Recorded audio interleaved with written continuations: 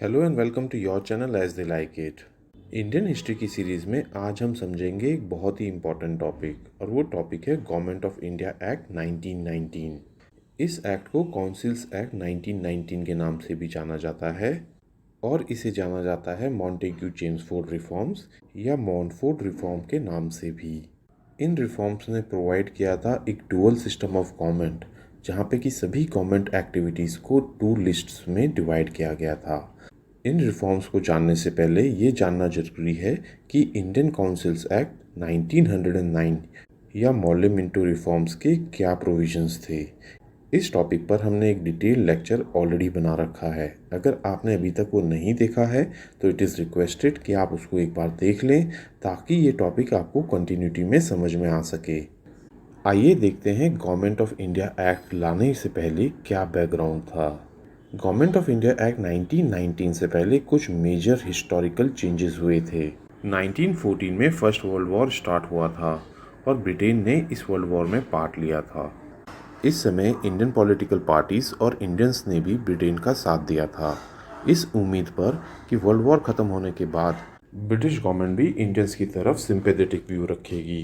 इसी दौर का सेकेंड मोस्ट इम्पॉर्टेंट इवेंट था होम रूल मूवमेंट, जो कि पूरे देश में चलाया गया था बाय बाल Gangadhar Tilak and madam Annie Besant द्वारा।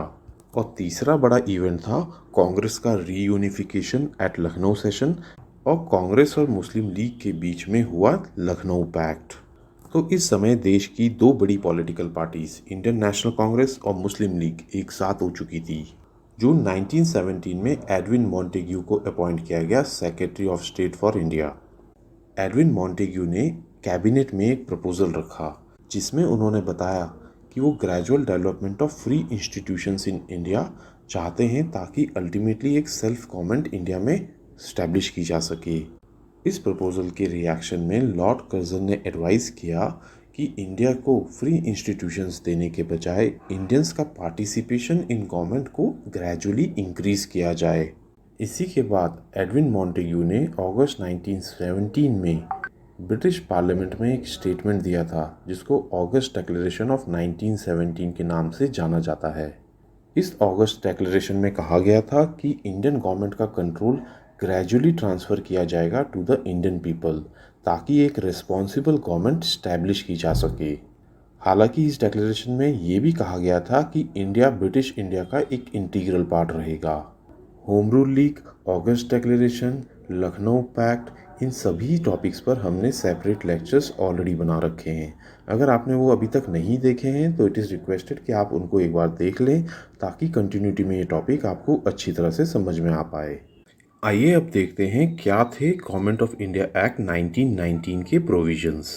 आइए देखते हैं क्या था गवर्नमेंट ऑफ इंडिया का कंट्रोल और क्या इसमें चेंजेस किए गए।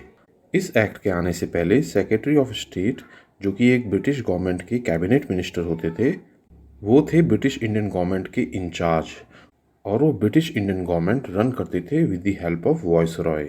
लखनऊ पैक्ट में ये डिमांड किया गया था by the Congress as well as the Muslim League कि सेक्रेटरी ऑफ स्टेट की सैलरी ब्रिटिश गवर्नमेंट अपने एक्सचेकर से दे। ये डिमांड इसलिए रखी गई थी क्योंकि सेक्रेटरी ऑफ स्टेट एक कैबिनेट मिनिस्टर होते थे ऑफ द ब्रिटिश गवर्नमेंट। इसके रिप्लाई में ब्रिटिश गवर्नमेंट ने हमेशा ये माना कि सेक्रेटरी ऑफ स्टेट एक एजेंसी वर्क करते हैं for the government of India, और इसीलिए ब्रिटिश इंडियन गवर्नमेंट को ही उसकी सैलरी पे करनी चाहिए। आइए अब देखते हैं गवर्नमेंट ऑफ इंडिया एक्ट 1919 में इसके लिए क्या प्रोविजंस थे। इस एक्ट में ब्रिटिश गवर्नमेंट ने एक हाई कमीशन ऑफ इंडिया, जो कि इंडियन फंड की मदद से चलने वाला था, वो सेटअप किया ब्रिटेन में, और साथ ही ये एग्री किया कि सेक्रेटरी ऑफ स्टेट की सैलरी ब्रिटिश गवर्नमेंट ही देगी। लेकिन इस प्रोविज़न से कोई खास फर्क पड़ा नहीं, क्योंकि हाई कमीशन ऑफ इंडिया को इंडियन फंड से ही चलाया जाना था।